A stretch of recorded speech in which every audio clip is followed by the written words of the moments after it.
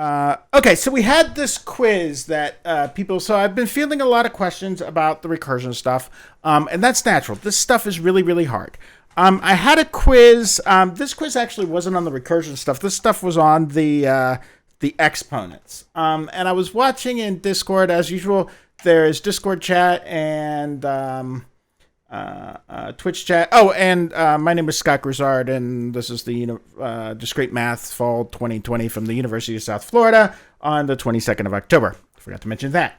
So I was looking at your comments and stuff about the quiz, and the way you guys were trying to share how to do some of these. And you were right about the two to the thing, but there were some tricks that you could have used, and you used some of them, but not all of them. So let's go ahead and go over the quiz, and then we'll get back into more recursion. The other thing I've noticed, and I'll talk about this more, is that people were posting stuff about shallow induction, and I wanted to stay away from that because shallow induction, while it's easier, one, it's not as powerful, and two, it doesn't correspond nicely to a chunk of code. Right, so the idea that something that is deep induction corresponds to recursive code. And the idea is you can actually use the math to figure out a way to code stuff. And that's kind of a nice idea. And we're going to see this again. And deep induction is really, really hard. But the idea was it's the same hard again and again and again. And it's a hard that lets you figure out one of the hardest things in programming, which is recursion. So if you can do one, and recursion is something that IT people actually want in their toolbox. Okay, you don't want to be setting up weird while loops for everything. And then so we're going to talk today about and some of these recursive things are really nice. So like I had this original thing where I wanted to set up a while loop to check over, I just dropped the pen, where I wanted to check over, pairs of times, right? So I had all these peer leaders that could only go to training. We were going to have 2 training sessions, and we wanted to find, and we had all of this data, right? The peer leaders went on whatever the scheduler is. What's that website where you can pick times that work for you? Whatever it was. And we had this idea that I wanted to pick between 2 of those times, right? Where I had this big spreadsheet and I wanted to loop over everything in pairs, to see if there was a time if there were a pair of times that worked for everybody, right? Someone could attend at least one of the sessions. Everyone could attend at least one of the sessions. So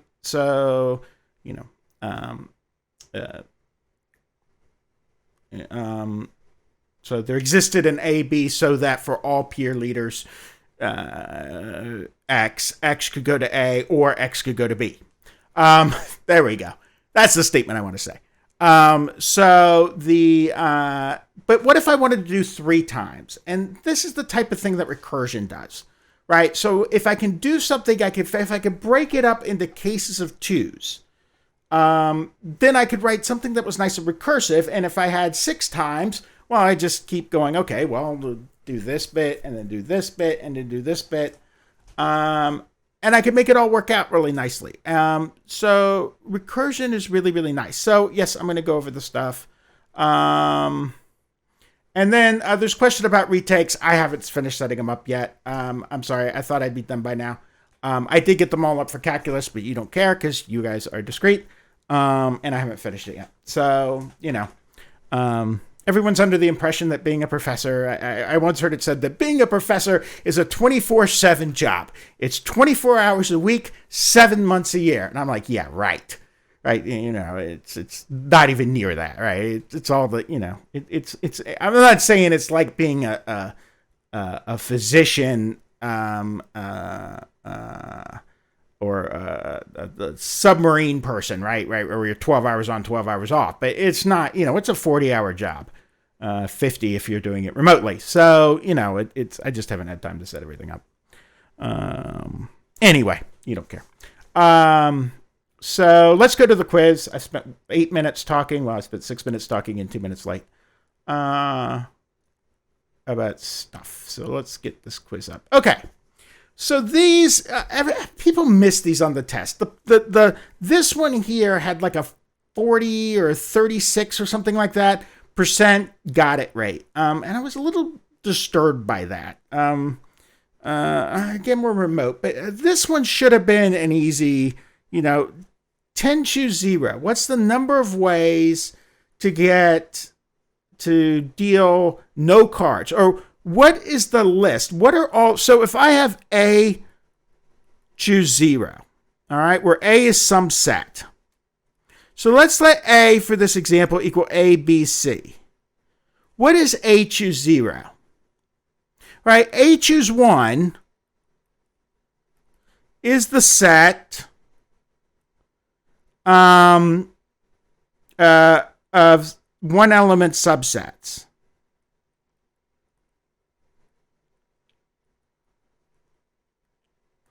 What is A choose 0? Okay. A choose 0 is the number, so this is the number of one element subsets.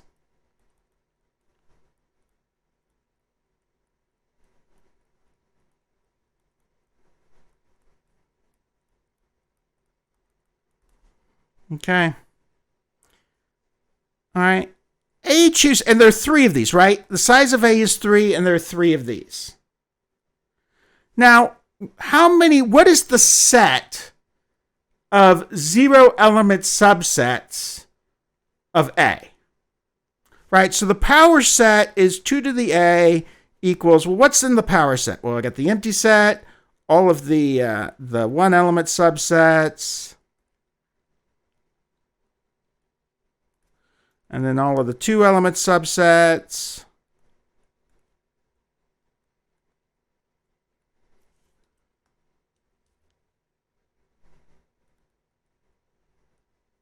It should be, A, B, A, C, B, C. And then I've got the 3 element subset of the whole thing, right? A, B, C. So how many 0 element subsets are there, right? This is 1 element, this is 1 element, this is 1 element, this one has 2 elements, this one has 2 elements, this one has 2 elements, this one has 3 elements. This one has 0 elements.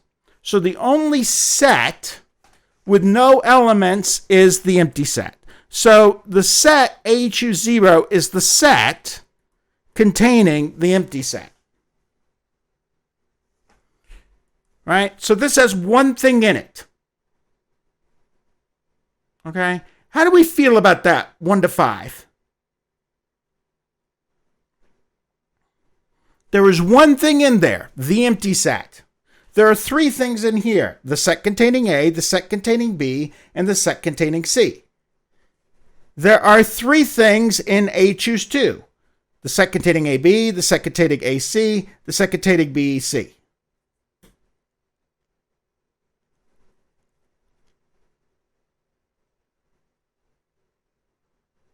There's one thing in it, right? So the cardinality of, remember this, the cardinality of the empty set equals 0, but the cardinality of the set containing the empty set equals 1, right? This has nothing in it, right? This is an empty bag, but a bag containing an empty bag has a thing in it.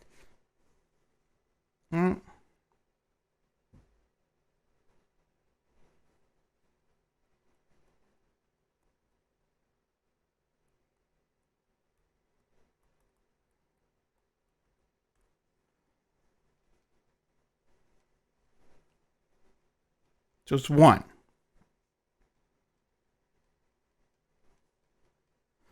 Okay.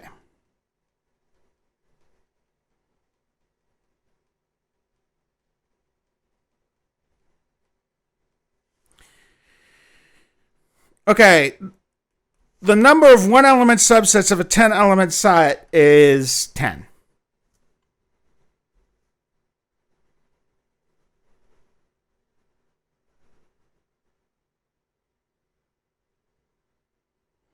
If you find that formula easier, go for it.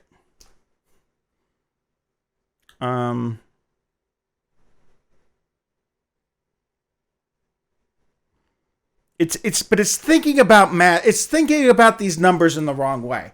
That formula is thinking about these things in the wrong way.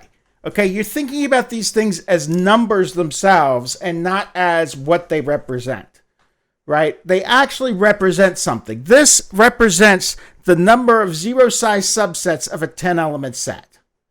This represents the number of one-element subsets of a 10-element set, right? These numbers, that formula is dry. There's something about these numbers actually are something. They mean something, right? They're not just a formula.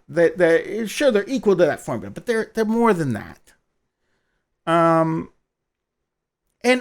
usually the point is when I'm programming, I actually don't. I care about this number, but what I care about really is the concept, because what I want to do in programming. Right? I want to enumerate over pairs and triples and stuff.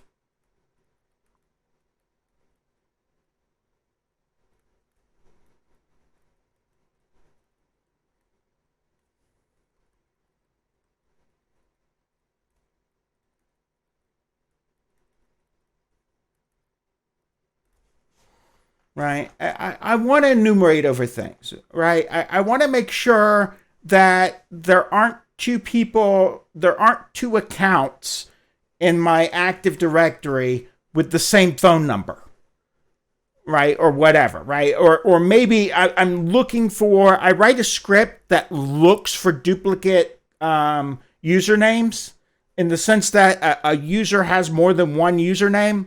And the way I do that is I check pairs in a sense. Now, of course, this gets expensive, but in one sense, I want to be able to check the pairs of Active Directory entries across my tree, right? And I want to make sure that there's not someone who has it. If they do, I might want to, call the person up, hey, what's going on with your second account? Or, I might want to link those two accounts if they have to be linked.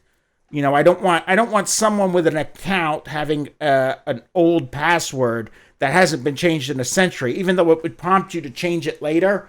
What if that's, if that password is something that was compromised and then they changed it on one account, but they, because, users are users. They reuse passwords, right? So what happens if, a person has two accounts, one of them to an old password that was part of their target site that got compromised or whatever, right? I want to be able to enumerate over these things. So it's better to think of these in terms of sets. And then the question is, well, if I wanted to enumerate over all 10 people, how many times am I running the enumeration? Well, that number is 10 choose 2.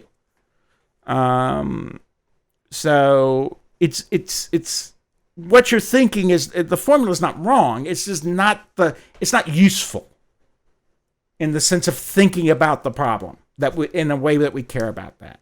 How do you feel about that rant? Right? I want things that are actually useful for things I want to do. So there's a difference between a number and its formula and a number for what it means, what problem it solves, what things that it tells me. And if you'd like to think about the formula to get the answer of the quiz, then the problem is my quiz. Right, the problem is then my quiz. It's if that's the right. But if you're thinking about those things in the formula way, then the problem is my quiz, because I want you thinking about these things in the sense of these sets. What combinatorially this means, because that's actually the thing that's more useful for solving problems in programming, IT, and whatever you're doing. Yeah.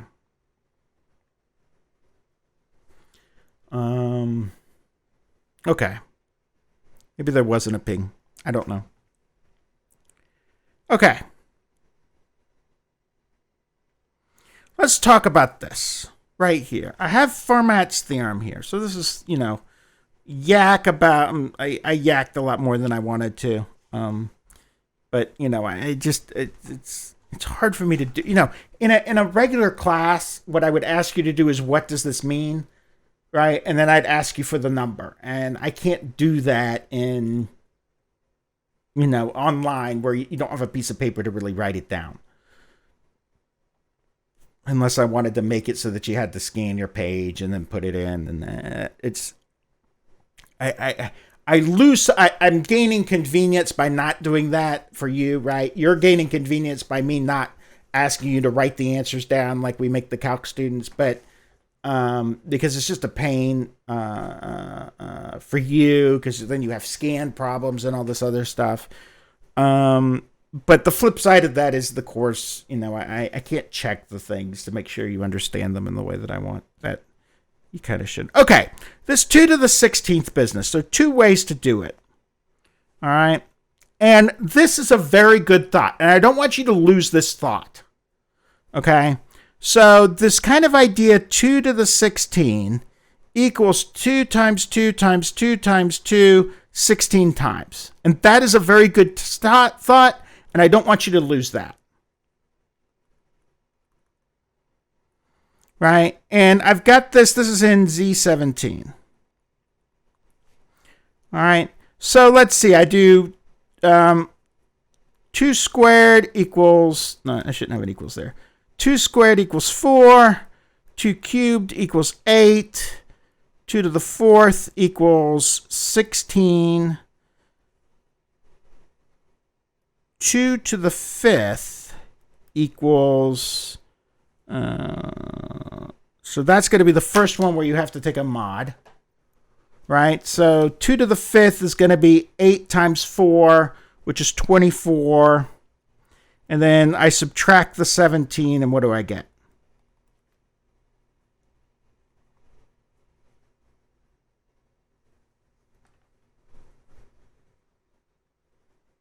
(24 minus 17).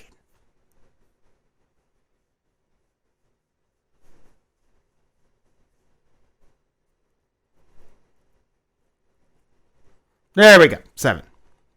All right, so 7 is this first one that kind of comes, right? So now I've got 2 to the 10th, which equals 2 to the 5th times 2 to the 5th equals, now I do 7 times 7, which is 49.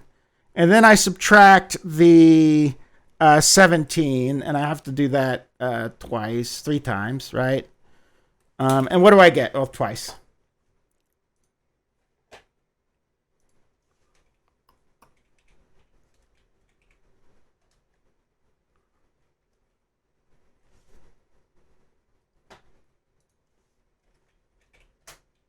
Yeah, I get 15.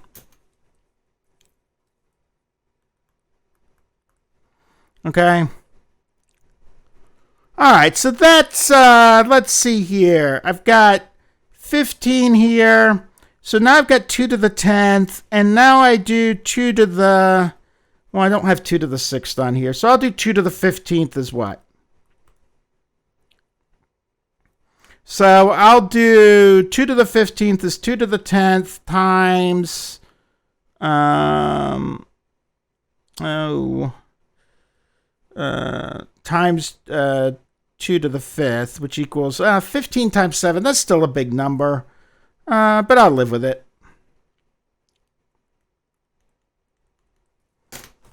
Right? I'll get to that in just a minute. Yes, it does. There's actually a bunch of ways to do this problem. So I do 15 times 7, and then I get a big number like 105, and then I just mod it by, what was I doing, 17? So we mod this by 17, and we wind up with 3.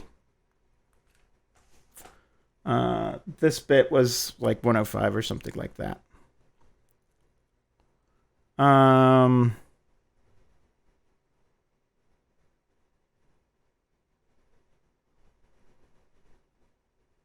Oh, I screwed that up. You're right.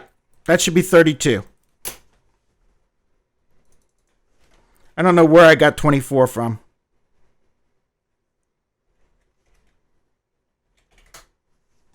So that's 15. I actually know exactly where I got it from. I was looking at this number. You're right. I'm wrong. So this would be 15 times 2. Ooh, That's going to be a big number.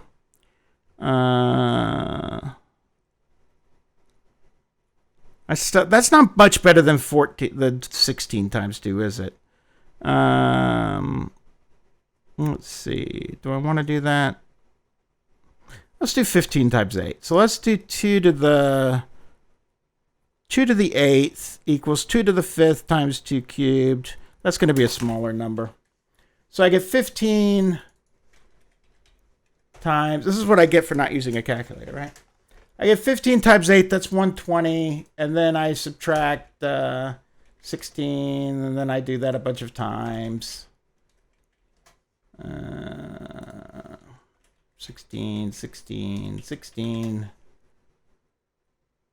I think once more with feeling will do it for me. And I wind up with the number 8. Now am I on the right track? I think it's fixed, right?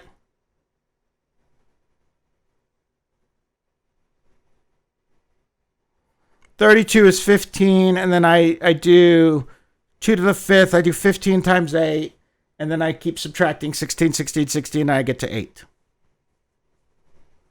All right, well, that means that 2 to the 16th equals 2 to the 8 times 2 to the 8, which equals 8 times 8, which equals 64, which equals, what's 64 mod 8? 64 mod 16. I'm just, at this point, I just want to be done with it. It should not be 0. I'm doing some, 17. 64 mod 17, and I get the answer, what?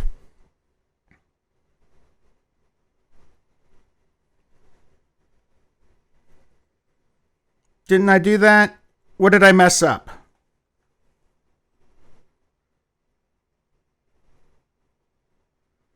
I messed up somewhere, is what people are telling me. Okay, so I got 15 times 8. Did I do that one right?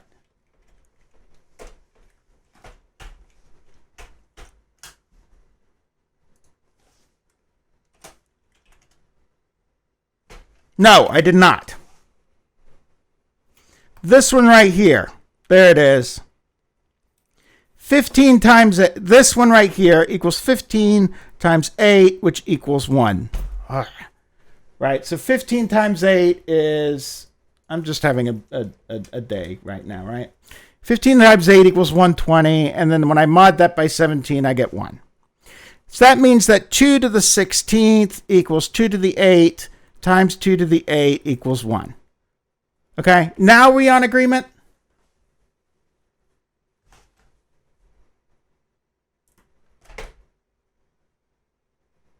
Yeah, it's really easy to do something wrong somewhere. Right? Now, there are a couple things just looking at this that I could have done. Okay? I don't know why I was doing mod 16. I started doing that. I don't know why. I needed to do mod 17. My brain just started going to 16. Okay? Couple things. So this is the long way. We're going to call this the long way. Now, yeah, okay. So there's a couple really fast ways to do this. Notice that 2 to the 4th is 16.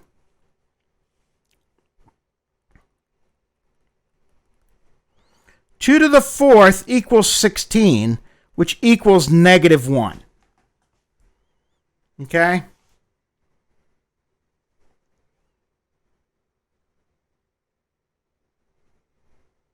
So, 2 to the 4th equals negative 1 times, so 2 to the 16th equals 2 to the 4th to the 4th,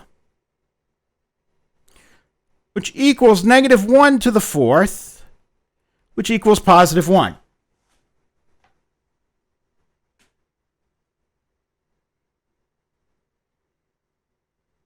One to 5, how do we feel about that?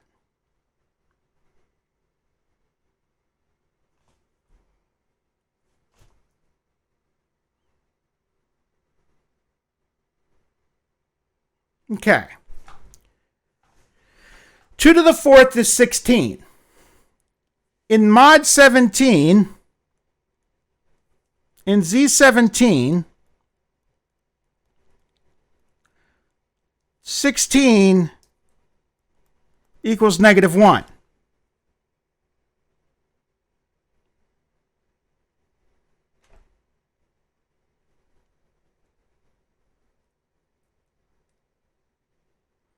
Okay? So if I take 16, if I take -1 to the 4th, right?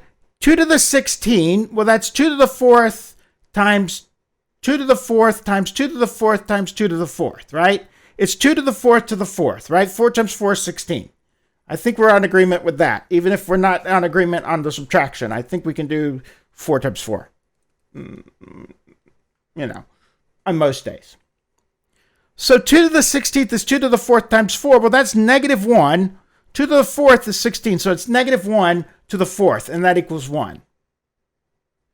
So when I'm going through these things where I'm multiplying, there are a couple numbers I should be looking for. One of them is -1, right? Look for -1. That's this kind of idea, right? There's -1, and I can do it that way.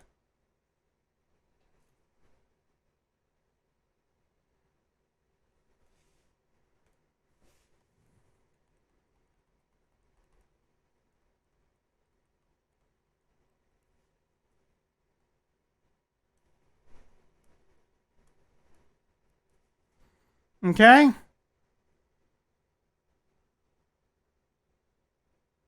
So I should be looking for the numbers 1, right? So when I got to here, I knew I was done because that one's 1, right? So 2 times the 16th is 2 to the 8th times 2 to the 8th equals 1, right? Because I found 1. Look for 1. Look for -1. Look for 2. 2's a nice thing, right? If I could replace my base with a 2, it's easier, right? I mean, if I find 2 somewhere, I could do that. If I find -2, I can use that.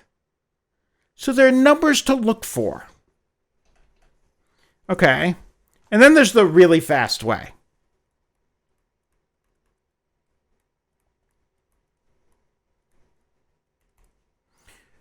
Recall, if P is prime, then in ZP,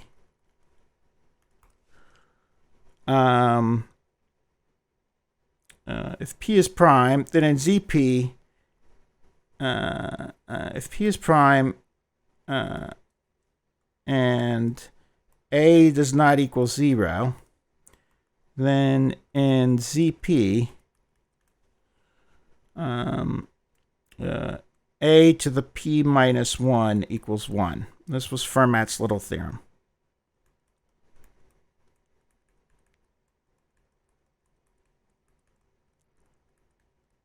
All right. So I could have looked at this and gone, okay, 2 to the 16th equals 2 to the 17 minus 1. 17 is prime. Fermat's little equals 1.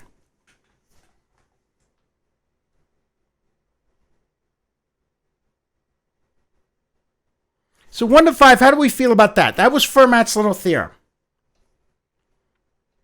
We're going to prove that, by the way. Maybe not, maybe today, maybe next week. Fermat's little theorem is a nice little sucker. It's pretty powerful. Okay, and it combines a lot of stuff that we've already done. Kind of a fun way. Okay. So a couple of ways I could have done it. I could have gotten to 2 to the 4, saw that was 16, do it the long way, make a lot of mistakes. 2 to the 4th equals -1, -1 to the 4th, -1 to a positive, that works too. Do you have to know all the ways? No, you're going to get a question like this on the test, obviously. Right? Now, Fermat's little theorem, you're going to wind up knowing it. depending on how far into RSA we get, you're going to end up knowing it because you need it for RSA. And even if we don't get to RSA, you're going to learn it because it's important for RSA later. And it's important for a whole bunch of little number theory tricks that you use to do security. Okay. So you're going to learn it. But you don't need to memorize all the tricks. You just need enough tricks to be able to pull something, right? Because these questions on the test are going to be designed to choke your calculator. Right? Calculators are allowed on test 3, but I'm going to write the questions in a way that are designed to choke it. Right? And you can, right? If you plug in 16 to the 64 into your calculator, mod 17, it's going to go.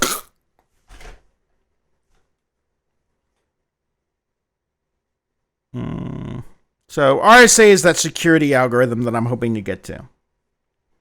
Okay, well, in Z16, notice 16 is not prime. So no Fermat little on that.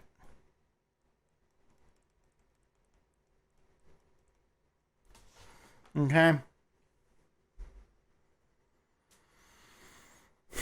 Yes, I can make a calculator useless. Well, it's not useless, right? You just have to know to keep modding as you go. Right? So it's not so much that I render it useless. It's just that you can't just do the big number mod, right? Because the calculator will choke.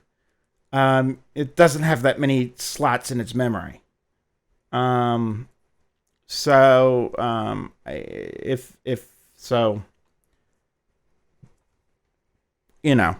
can make problems that choke your calculator if you don't do them right.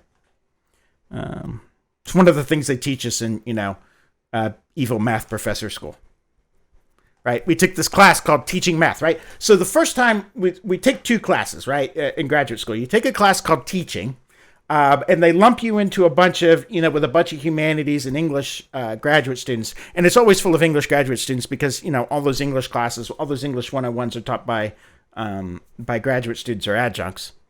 And then, we have this special class called teaching math, right? And teaching math is all about evil things you can do to students, right? That's the whole point, right? You can be mean. You can choke their calculator.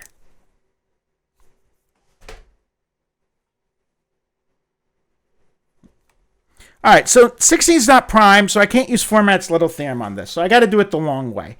But it's not that long. Remember this time we were looking for -1?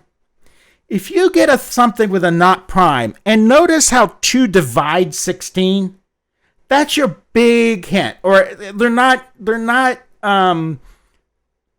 coprime, right? So 2 and 16 have a common factor that's not 1, namely 2. And if that's a thing, that should be a red flag to you. Wait a minute, right? 2 divides 16. I bet this answer is going to come out to be 0. And let me show you what I mean, right? So if I do 2 times 2 times, I'm going to let this be, this is going to wind up being 2 to the 13. I'm going to get 4 times 2 to the 13.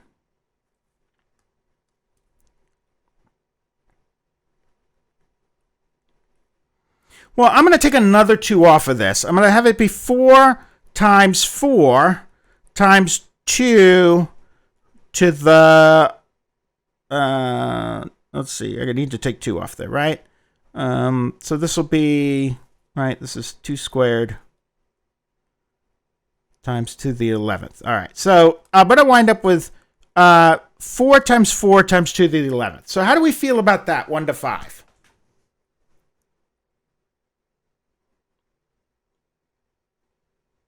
All right, so what I'm doing is this. I go, so that's, let me do some more notes over here. Let's do notes for that problem right over there. Right, so this is for 2D, 1D. If I do, it's 2 to the 6, it's 2 to the 15 in Z16. So if I do 2 to the 5th, that's going to be 2 times 2 to the 14, right? So this is going to be, so 2 squared equals 4, 2 cubed equals 2 times 4 equals 8, 2 to the 4th equals 8 times 2, or 2 times 8, I should do them in the same order, which equals 16 equals 0. Okay? I've just hit 0. 2 to the 15th equals 2 to the 4th times 2 to the 11th equals 0 times 2 to the 11th. What is 0 times anything?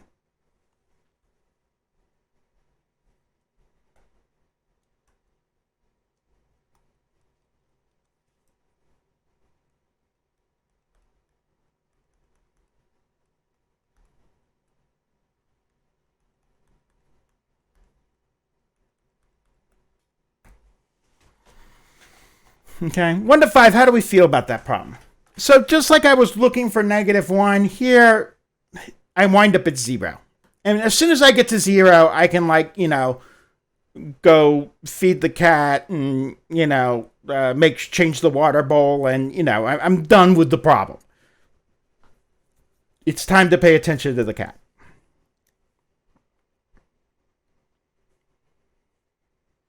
Okay, well, this was a generalization on this idea, looking for -1, right? N minus 1 equals -1.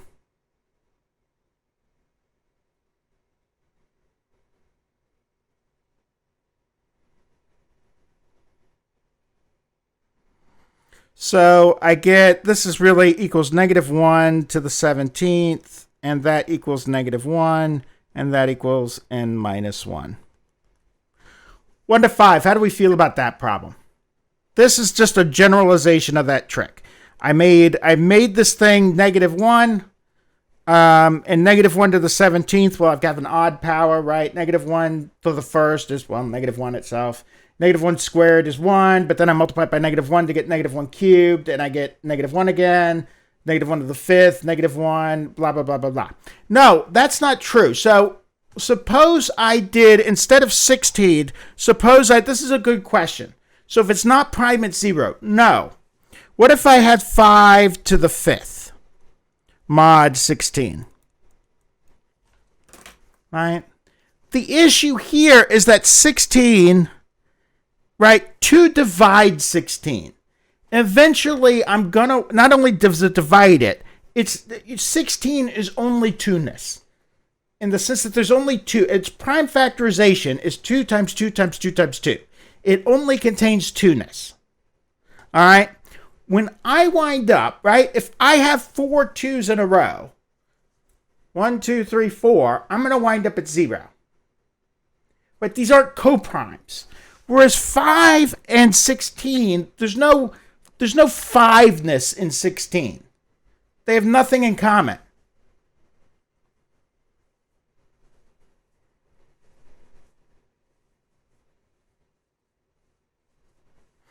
I don't know what you mean by the n. No. This is 16. 16 is our n. Right? 5 to the 5th, 5 and 16, right, have nothing in common. This would be 25 times 25 times 5. It's going to be an unpleasant number, mod 16. So 25 mod 16 is, brain, come on, work, 9, right?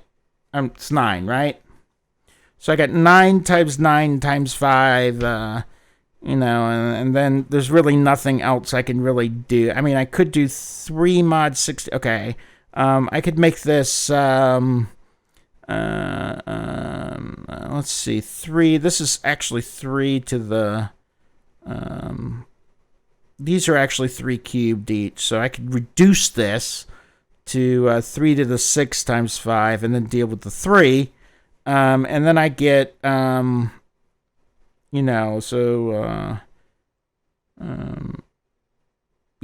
So I could get like, what would be, so let's see, that's 9 times 3, 21. 21 would be nice. So this would be, sorry, that shouldn't be, this should be 3 to the 4th.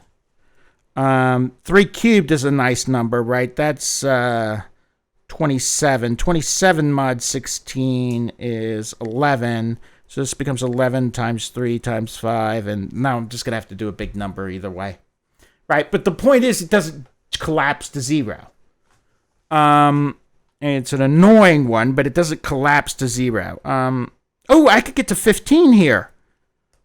Never mind. This is actually kind of slick, right? This is 3 squared. This is 3 squared. That makes that 3 to the 4th. There's a 3 and a 5 here, though. I can make this 3 cubed times 15, which is nice because that's -1. So that becomes 3 cubed times -1.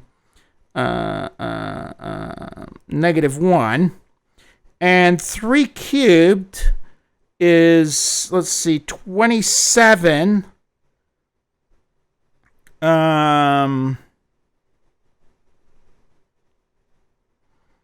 there a way to do that in a slick fashion? Not really.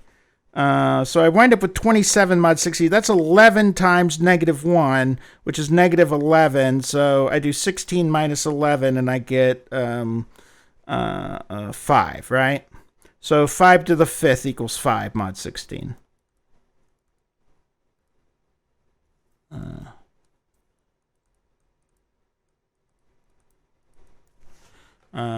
By that reasoning, if you care. But the point is, it's not 0. It doesn't collapse, right? Now, 17 being prime is the thing that makes that trick work, right? Fermat's theorem, Fermat's little theorem works only on primes. And there's a nice character. So I've got a bunch of things that hold for prime numbers, and we'll get to that in a minute. Why does n-1 equal -1? Well, subtract n from it, right? All these numbers are equal to each other if I subtract n, right? So n-1 minus n is -1, right? n-1 equals the same thing as 2n minus 1, equals the same thing as 3n minus 1. If I add n or subtract n, I always stay the same number.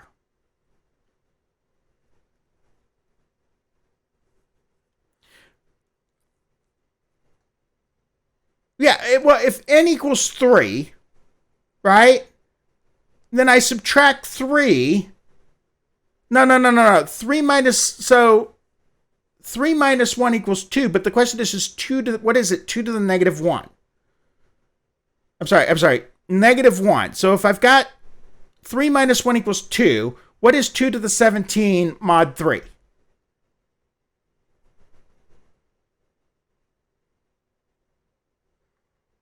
Okay.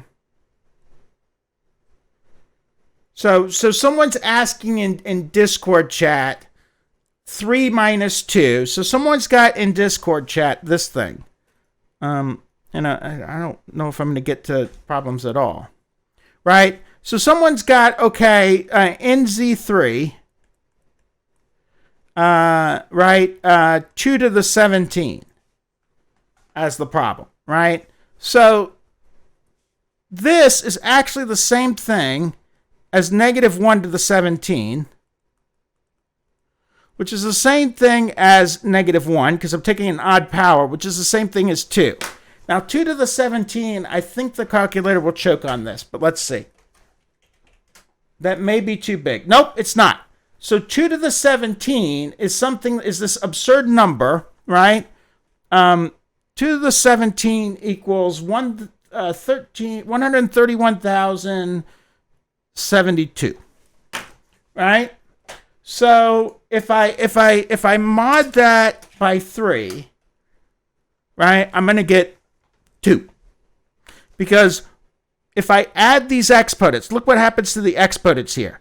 If I have so this equals 131,070 plus 2. And look at these, and look at the, not the exponents, look at the digits here.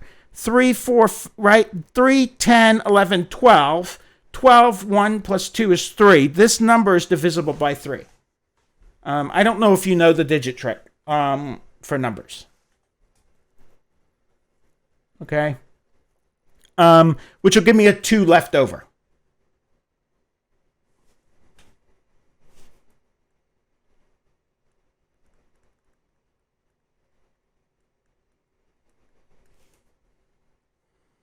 Okay.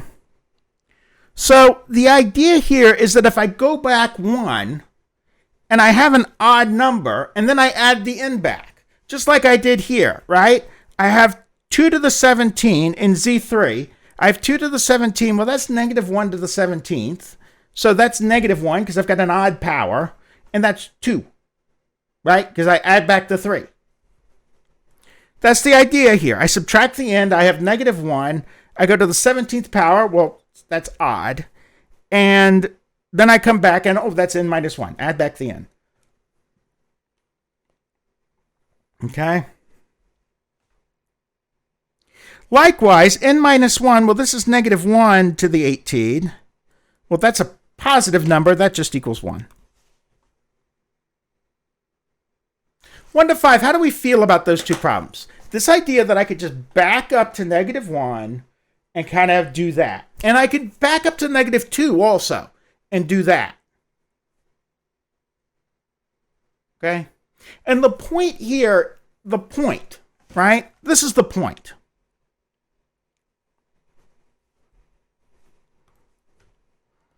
The point. Negative 1, and I mean this in a sincere way, is n minus 1.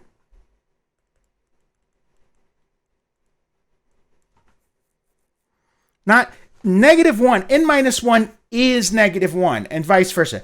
Everything that you associate with negative 1, or, the things that you associate regularly with negative addition and multiplication, the things you would associate with negative 1 hold for n minus 1, because negative 1 really is n minus 1, and vice versa. These things are exactly the same thing, right? It's not some, negative 1 is not just another symbol for n minus 1.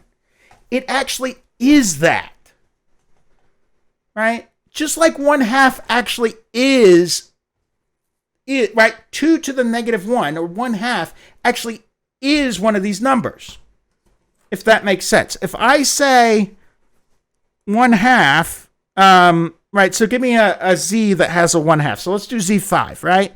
So in Z5, right, N2 and very quick, here's 1, that makes that 5. 2 is, so I'm looking for 1/2. So 2 is 4, that's equal negative 1, by the way. 3 is 6, which equals 1. So 1/2 in Z5 equals 3. But it actually is 3. And 3 is 1/2. 3 is the multiplicative inverse for 2. Okay? If I multiply 3 times 2, so everything that you associate with 1/2 is that, right? I can do 1/2 times 1/3 and get 1/6. That's actually a number that means something, right? If I do 1/2 times 1/3, I get 1/6, which equals 1/1. That actually is 1. Not, I use that for a symbol. No, that actually is that. And I want to make this clear. It's not, when I'm doing this modular arithmetic stuff, these things actually are what they are. They're not just, right? The negative 1 is not just a notation. Well, it sort of is a notation, but it's not just a thing that I'm doing, right? It means that negative 1 actually means the number n minus 1, and n minus 1 actually means the number negative 1. They actually are those things. And that's kind of psychotic. But once you realize that, then, you can code things in moduli and be like, oh yeah, that's that, right? Your code can become a lot more efficient because you're like, I don't need to do that. Right? Well, no, it actually is negative 1. I can use that.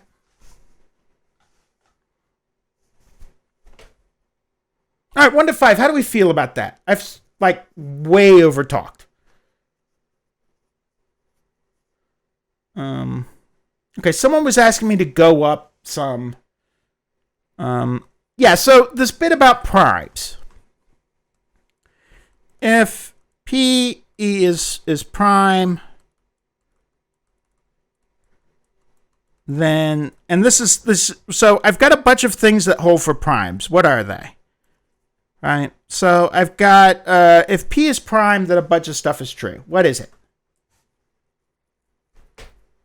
So let's see. Then NZP, NZP, what is true? 1 over n exists for all n not equal to 0. N to the p minus 1 equals 1 for all n not equal to 0.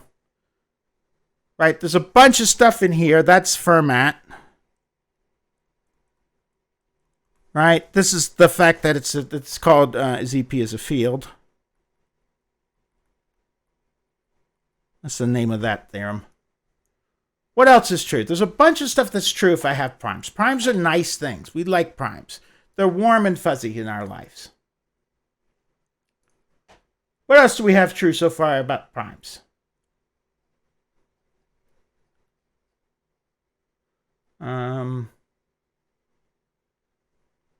We actually have a couple of other things that are kind of nice. P choose n equals 0 for all n not equal to 0. And I actually have the freshman's dream if I have that. So a plus b to the p equals a to the p plus b to the p for everything. And this is called freshman's dream.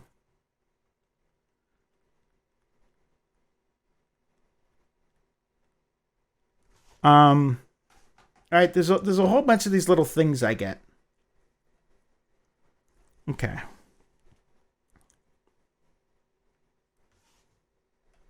Yeah, there you go. It's an insulting thing. Calling this freshman's dream is super insulting, and it is.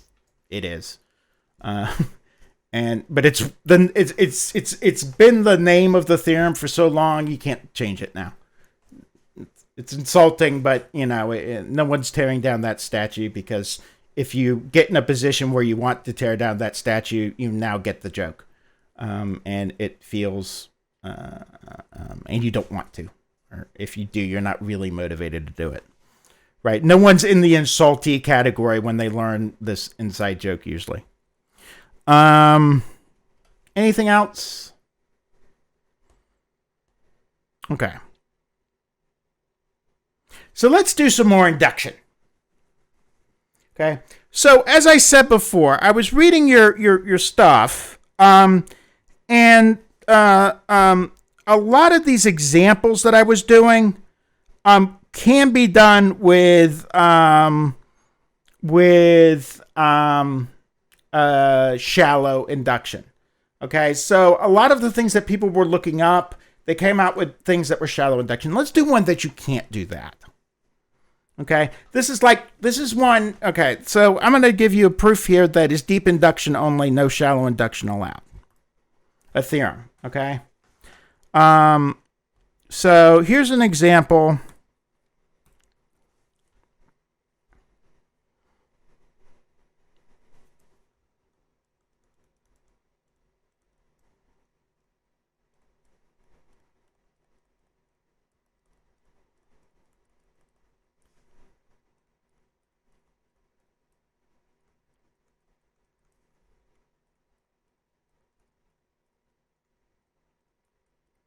And this example is actually in your book. It's, I put the book in the other room. Whatever the section was we were doing last time, one up. So this example is in section, bloody, I thought I read it up there at the top. I didn't. It's in whatever section it was. I think I had a bunch of them up there. I think it was 5 or something. But it's in the second section. It's the one on deep recursion. And as I said, this one is in your textbook if you want to read it. And it doesn't allow you. You can't do it any other way, really. Did I write it down somewhere where it was? I didn't. Say Levy. Okay. So there it is. So this is in 2.2. I'm sorry, 5.2 in your book, if you want to read it. And that's the regular textbook thing. So this is we're still book sections 5.1. Oops, that doesn't look like a 5. 5.1 to 5.4. All right. So no, so it's not really 5.1 was the last class. I'm not, so 5.1 is shallow induction in the book. And I'm skipping it. So I did a bunch of the examples, but I did them with deep induction. And I'm kind of pecking and choosing because I want to do just the number theory examples. I kind of want to skip the graph theory stuff because it's nice. But if you understand induction, you can get the deep induction. You can actually get the graph theory on your own if you need it. And not everyone's going to need it. And, you know, the cybersecurity people probably don't want it. You know, we should go over spanning trees. I mean, even Active Directory is not really a tree anymore. It's become spaghetti noodles.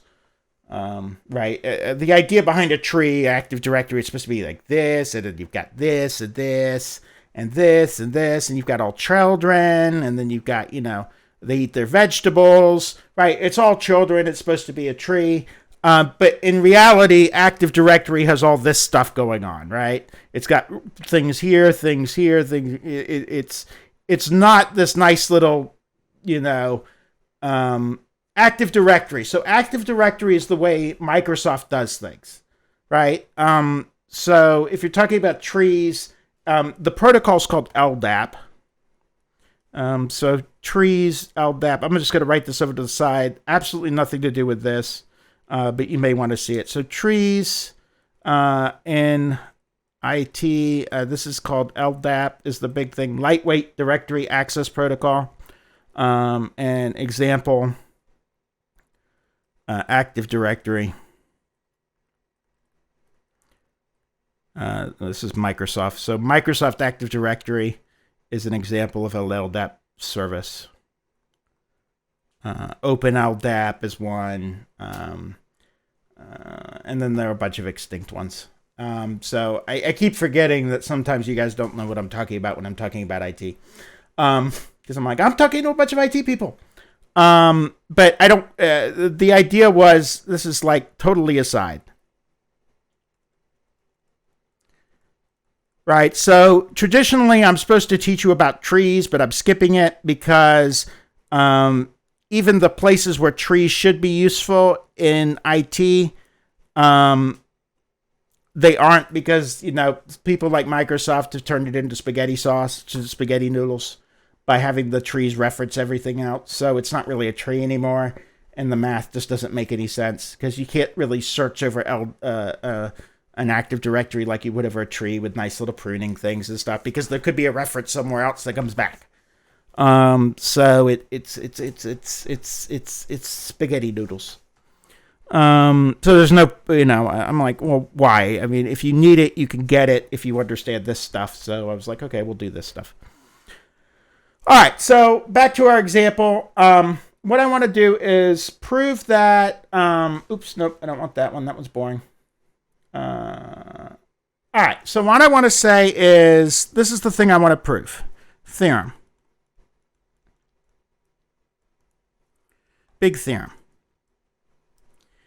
Every positive integer n greater than or equal to 2 is a product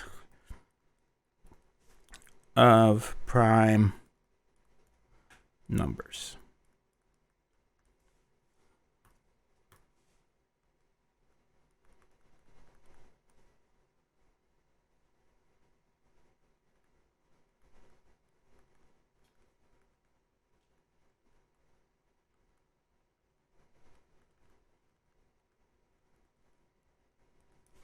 All right, so 1 to 5, how do we feel about that statement? Go ahead. You've got a question. Go ahead. Ask your question.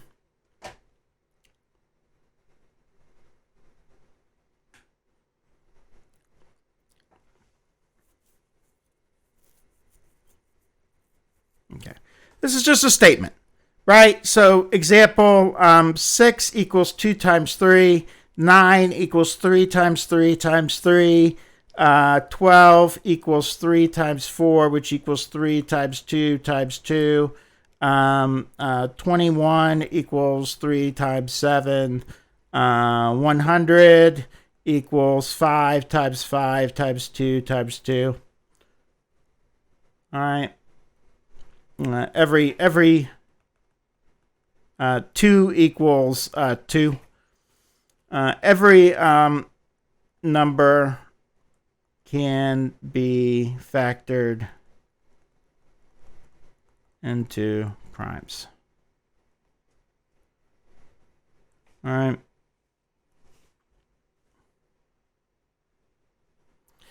Someone's asking, why is 10 choose 0 equal 1? I kind of went over it already. I'll be happy to go over it with you again. But we got to move on because I spent 45 minutes talking about the quiz. No, I spent 40 minutes talking about the quiz and 10 minutes ranting, so whatever. Every number can be factored into primes, okay? So, that's what it says. All right, so proof. All right, well, let n equal 2. So this is the base case.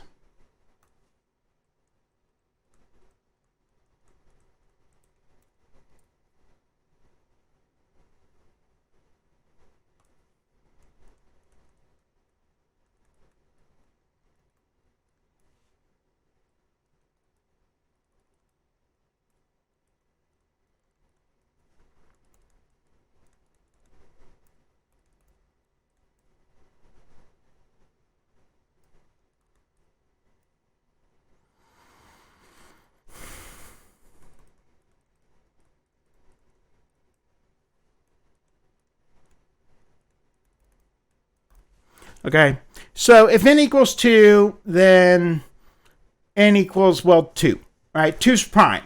So I've already got a list, right? If I wanted to do 4, I could do 2, 3, and 4. I actually don't need to, right? Because 4 is 2 times 2, but 3 is just 3. It's prime.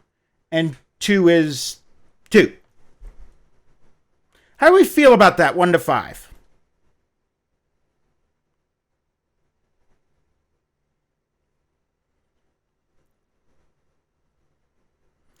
This is saying 2 is prime, I'm done.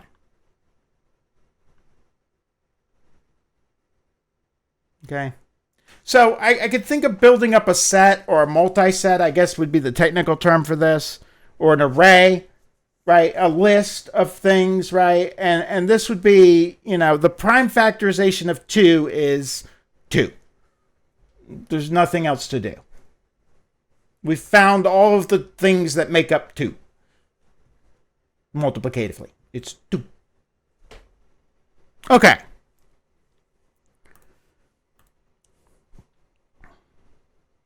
If I want, I could say every positive integer n greater than 2. I can write this as is prime or a product of primes if that makes it better. Or is a product of primes if that makes the statement better. I don't think that's how the book presented it, but I can write it that way. N is prime or a product of primes.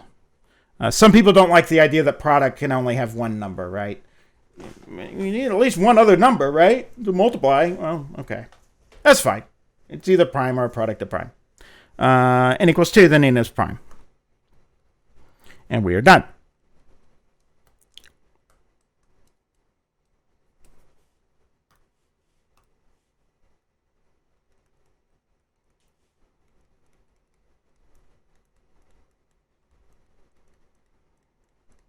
Okay.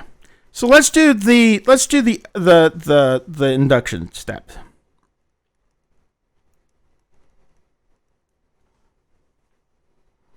All right. So I'm going to say let n be arbitrary.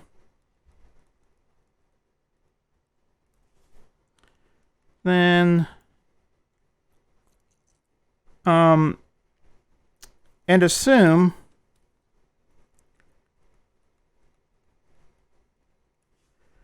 for all m less than n greater than 2, m is either prime or a product of primes.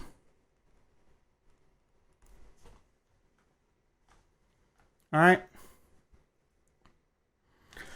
Excuse me. Okay, so how do we feel about that? I'm assuming that for any m less than n. All right. Okay. Okay. Well, if n is prime, and I want to show that,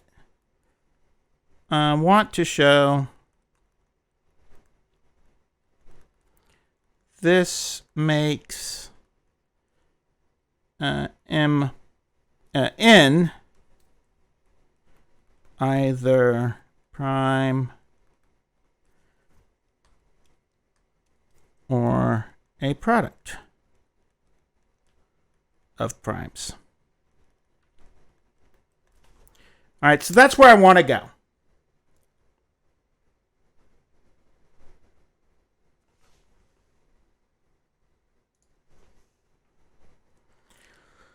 All right.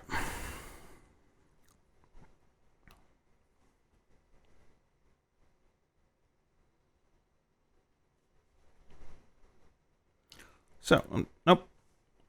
Okay, so if n is prime, we are done. So assume n is not prime.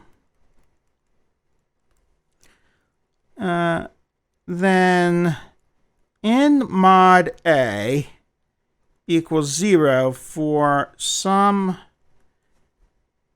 integer a greater than or equal to 2. All right. So what was our definition of a prime number, right? Recall that a number is prime. So let's just do this recall here. This is from before. So recall n is prime if for all k in the set 2, 3, ... n minus 1, n mod k did not equal 0. If and then of course there's the recall n greater than 2 is greater than or equal to 2.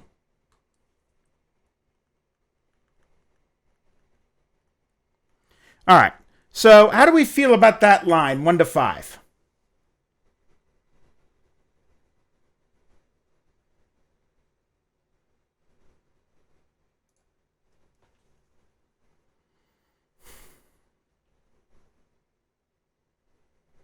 Okay. All right. If n is prime, we are done. So assume n is not prime, then there exists an a, right? And there exists some integer a greater than or equal to 2, so that n mod a equals 0. Okay. Well, what's next?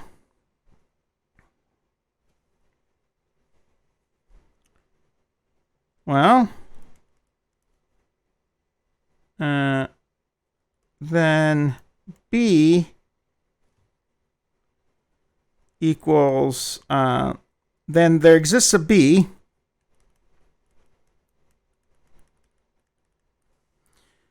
positive integer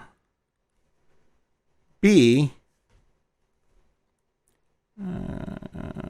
I'm going to write here greater than 2 less than n so that A times B equals n.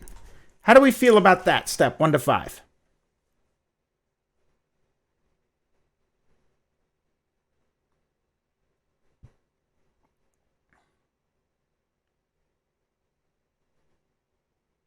Okay. If n mod A equals 0, then there was some quotient that came out with that, right? Greater than or equal to 2, right? Greater than or equal to 2 less than n. And I should say this is greater than or equal to, for some A, greater than or equal to 2 and A less than n, right? Because that was the definition of prime. All right.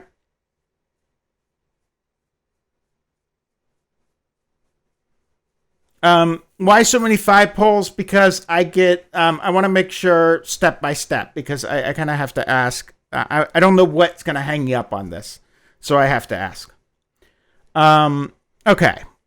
So of the few people that seem to be voting and saying, the parentheses where, so where B is greater than or equal to and A and B is less than n.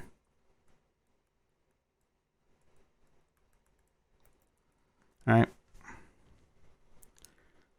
All right. So that A times B equals n. I've got 2 positive integers. I multiply them together, I get n. Right? Because n minus A equals 0. So B equals, right? B equals n over A. And I know that that number exists as an integer. Okay? All right.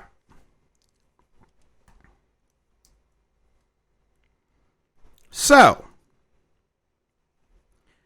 both A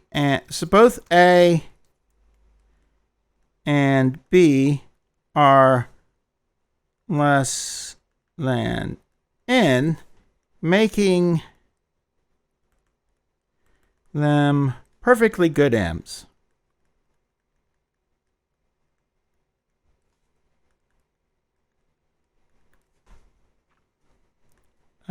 So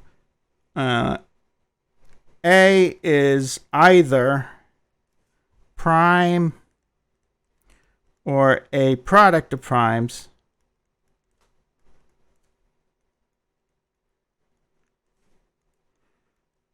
and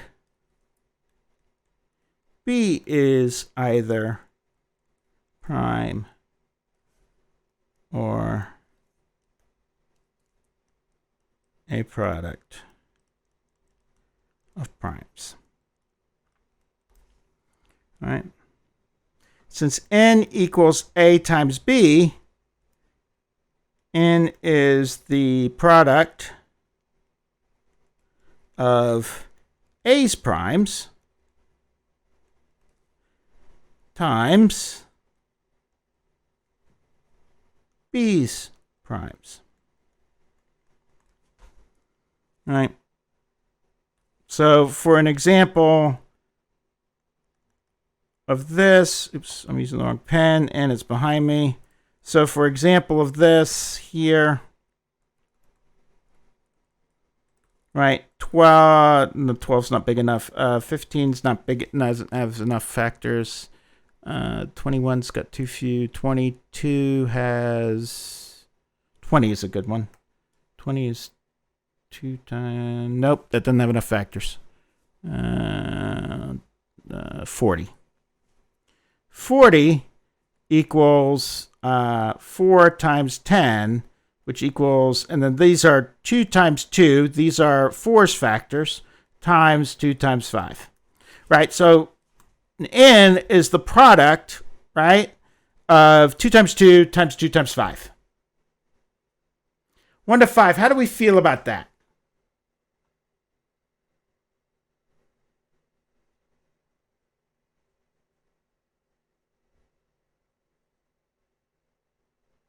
and notice that I couldn't do this up. I couldn't launch this up. This is really something where I have to scoop down to get at it. Okay? Now, I'm way over time, but I spent too long making this program work, so I'm going to inflict the program on you. All right? I talked too much. People asked very good questions, not too many questions. There weren't too many questions, as in the number of questions was not overboard. But there were a lot of questions, so it took me a long time to get through the quiz. So I'm going to inflict this on you, and you're going to get stuck with it. Ha ha ha ha ha. Okay. The Inquisition, what a show. Here we go. The Inquisition, what a show.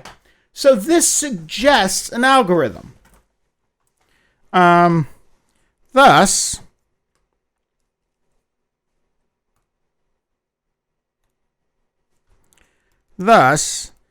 if every m before n, thus if it works, thus if the theorem holds for all the rungs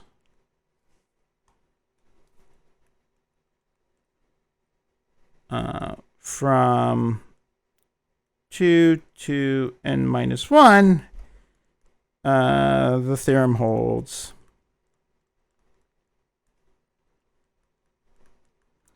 for n.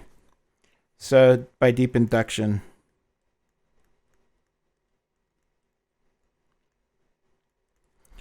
we conclude,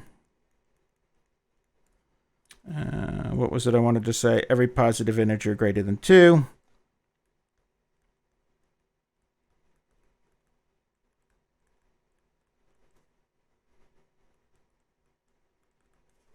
is either prime or a product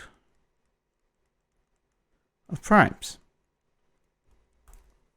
Okay, so this suggests, right? If I do this, think about what this suggests. This suggests a way to factor.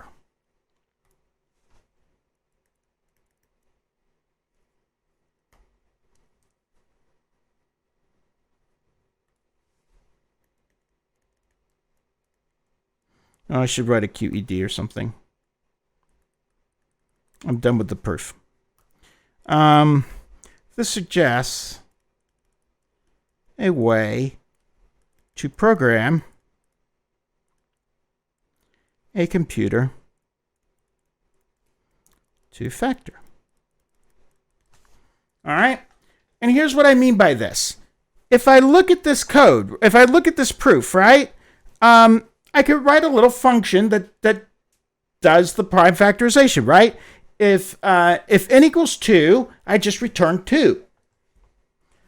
Or print 2, as you'll see in a minute, because I didn't make it do I could have made it do a nicer thing where it had a pass by reference, but I didn't. I just had it print.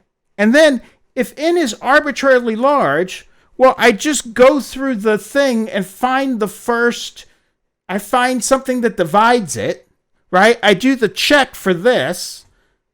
And when I find something that divides it, I divide it. And then I do, if that new number's prime and the other number's prime, well, good, I'm done. But if it's not, then I feed that back to my checker. Okay? That's what I mean by this suggests an algorithm, right? This suggests that what I do is right here, right? This was the key and piece of induction.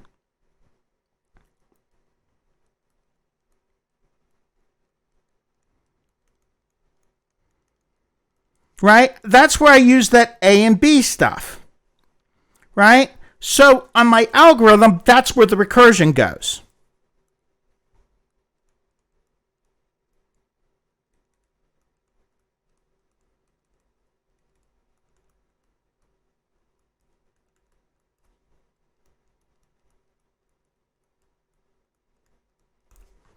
Okay, that's the idea.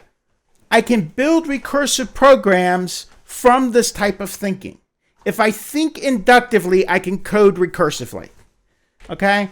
And here's what I mean by this. All right, so let's look at it.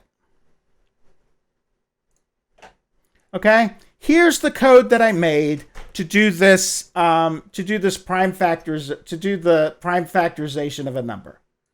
I want to close everything. I don't want Caesar. I called it factome and not factor me. Oh, I did call it factor me. Okay, so close everything but this.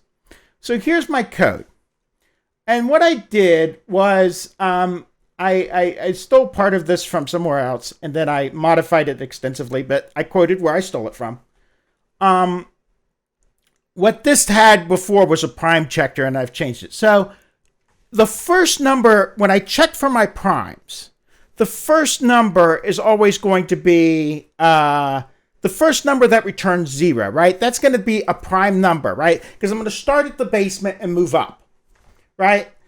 Since I'm starting at the basement and moving up, I only need to, I'm always going to get a prime number as the first thing that divides what I have, right? Because the smallest thing that divides a number is prime. Okay? I even write that right here. Since the smallest thing that divides a number is prime, this function saves me from checking the first factor. Right? Because the first number that divides something has to be prime. That's the idea. Okay, so I've got this nice little function. It's got a for loop instead of a while loop, but they're equivalent, and I put the thing in here. I only actually need to check up to the square root of the number to see if it's prime. So what this thing does is it gets you the lowest factor. When you give it a number, say 10. 10 is 2 times 5. It's going to give you 2. 16 is, well, 16 is all 2s, but 16 is 4 times 4, but more to the point, it's 2 times 8, right? So 2 is going to be the first number that it checks, and 2 is prime, right? The first number that it gets to, that gives you a mod will be a prime. So that saves me from having to do a double recursion, or to put in 2 recursives. So what I'm going to do, all this does is basically it's a prime checker. But if it's not prime, it actually gives you the first integer back that wasn't prime. Okay? And then it returns false if the number you gave it was prime. And PHP lets you do this. PHP lets you return different it's not strongly typecast. So I can return things that are like false. I can have a function that returns numbers or false. That's something that Java doesn't like. In Java, you kind of have to go, oh, I got an object that's either a number or false. And it goes kind of, you have to write a custom object and stuff like that. But PHP lets you be a little bit sloppier with it. Or I could like throw an exception or whatever. So those sorts of things. Now, this function factor me is the one that I wrote. So look what factor me does, right? It takes A and all right, it takes your number to factor, okay? And it asks the question, okay, what's the lowest factor of this number? Now, if it gets a false, that number was prime. The lowest number will always be prime, but if it gets false, that means the input I gave it was prime. So I get this thing, right? Echo, so I have it print the number. So if, by the way, this triple thing, triple equals matches type and content, right? So remember that for PHP 0 will type as false. So what I'm saying is, no, I want really false. I don't want an integer back. If what you got was an integer back, then I'm going to treat that as an integer. If what I got was false, actually false, then I want that back. It's got to match the type too. So what I'm going to do is I'm going to echo the number to factor. And if it's false, right, I had a prime, so I echo the original number, and I say, and we are done, because we have a prime number now. But if I don't, I'm gonna echo the first number that came back, which would have been prime, and I'm gonna say factor me. And I could have said, if I wanted this to be the same in my code, I could have. And I'm way sorry I'm over, but I'm gonna finish it because I spent forever doing this thing. Right? So here's the idea. What this does here is that if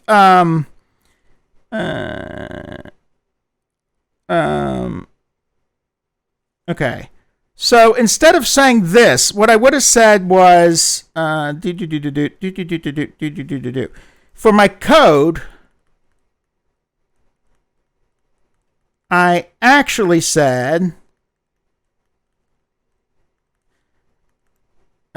if n is not prime, then there is some a, so that a was the first number dividing n. Oh, and by that way,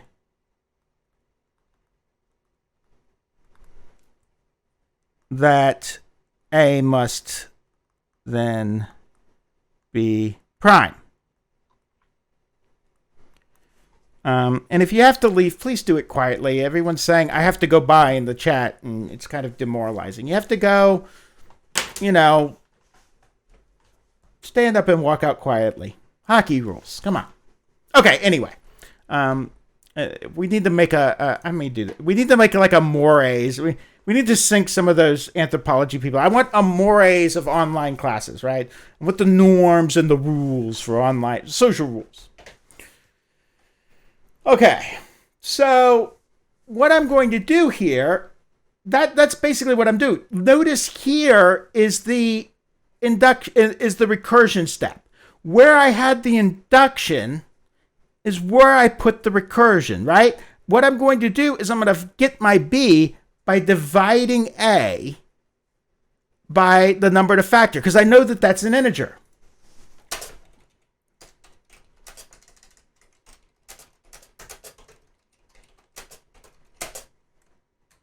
Since number to factor mod A equaled 0. Right? So I know that this must be an integer because I had a mod 0 back. So now what I've got is a program. And look how short this program really is. Okay. I had to implement the prime checker, right? And that wasn't in here, but that's not recursive. This is the thing that's recursive. Okay?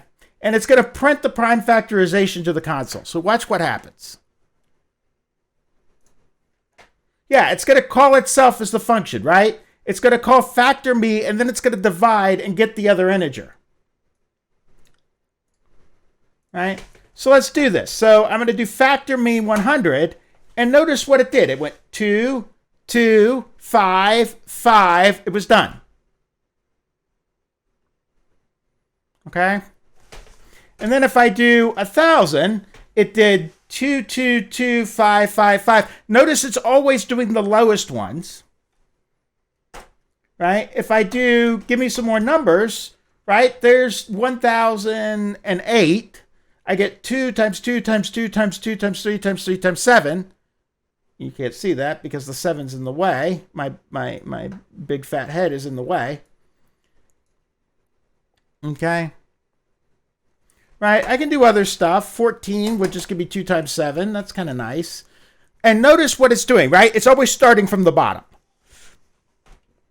How do we feel about that idea, 1 to 5? That from an induction style proof or an induction style logic, I can generate a recursive algorithm. And I know exactly where the recursion goes.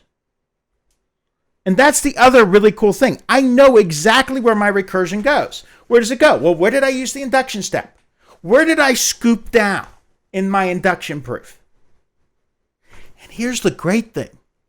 Some of these proofs, you can find some of these proofs. If you're trying to solve a problem, you can sometimes find the proof online. And yes, the idea of recursively programming, the idea of recursive programming is the thing that's key in IT. Okay? That's the thing you need to know. And if you're doing security, you have to understand recursion. All right? It's because recursion is the source of a lot of pain. Okay? Especially if, and you'll find this in your IT jobs, right? Half the time, what you're going to find is some guy who didn't go to, you have a job as the IT guy or the working on the staff, or more than likely you're a professional IT person with a bunch of certifications, and the high school guy that was doing, when the company was really small, there was some nephew that was the IT guy, right? And he was this smart little brilliant kid who was in high school, and he graduates high school and he goes to MIT and he leaves a mess. Okay, and this is not uncommon, right? The company's growing and the board members sit together and they say, okay, it's time for us to hire a real IT person, right? Little Jimmy, who was Mr. Santos's nephew, was doing an awesome job.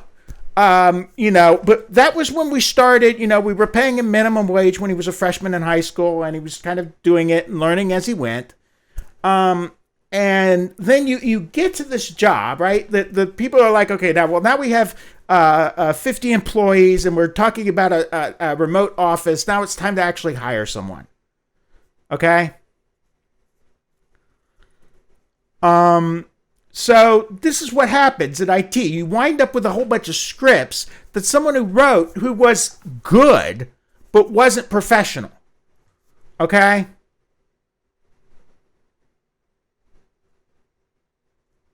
So IT is more broad than programming, definitely. But it involves a certain type of programming. And more to the point, it involves understanding people's slick programs. Okay, and that's what I mean by this, because slickness in scripts happens. And I'll even write that down. Slickness in scripts happens, right? Because people who aren't professional, who are smart, do this stuff. And you have to deal with that as an IT person. Trust me, I spent 10 years dealing with people who were smart but not professional. And in one case, since I didn't have an IT degree, I was kind of one of them. You deal with a lot of smart people who aren't professional, who don't have coding standards, whose code doesn't look clean, isn't easy to follow. And you have to, because this is an in-house script. Okay? So you're going to learn a lot more in IT than programming, but you actually don't need a whole lot of programming. You don't need to know how to do a ton of object-oriented programming to do IT. But you have to be ready for people to do recursive stuff. And you kind of need recursion in your bag of tricks. So that's the idea here. I can get recursion in my bag of tricks if I think about things, if I understand induction, I'll get recursion. And since recursion is really, really hard, I can think of these things in math terms instead of thinking of them in programming terms. And a lot of times that's actually easier. Okay? The thought in math, once you understand induction, is cleaner than the thought in computer programming. If that makes sense. Okay? And I know you're not convinced yet, but that's the bill of stuff I'm selling. So anyway, the whole point of this thing was that this thing here will factor numbers by starting with the lowest ones. Okay? And I built this program in about 20 minutes, maybe 30 minutes, 20 minutes from the proof. Right? From the proof, I was able to build this program very quickly because I knew where the recursion had to go. Okay? So I'm gonna write that down. From this proof, I was able to build a recursive program because I knew where the recursion had to go.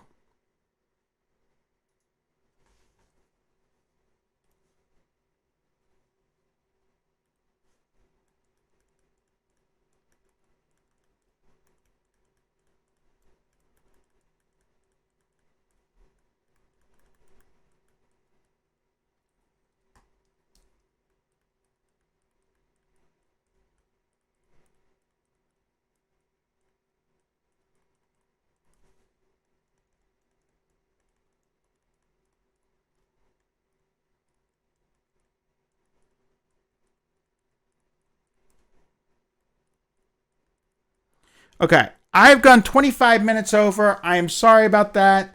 You kind of got really, really good questions in the quiz, so I didn't want to cut you off. These are really good questions. We only got one of the proofs. I will put the code in here and some of the stuff, and I will post this code. There is going to be a help session tomorrow for coding. I am going to be on campus. I will also be in Discord. I accidentally flashed the Discord stream 20 seconds ago, so now I got to go in and cut it from the movie. Are there any other questions?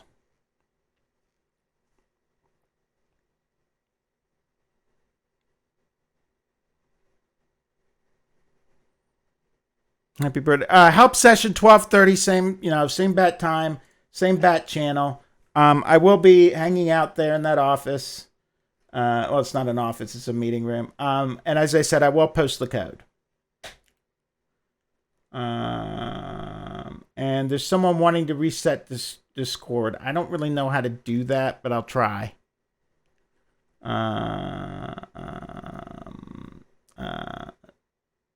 Do you put both codes? I think that says, do you put both codes in one file? So on the coding problem, there are two files. The only one you edit is the Caesar file.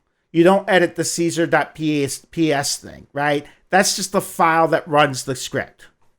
So the one you need to post is your Caesar.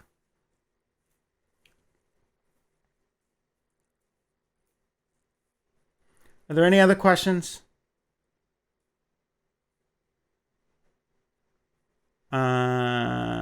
Okay, so okay, that's it then. Have a good day.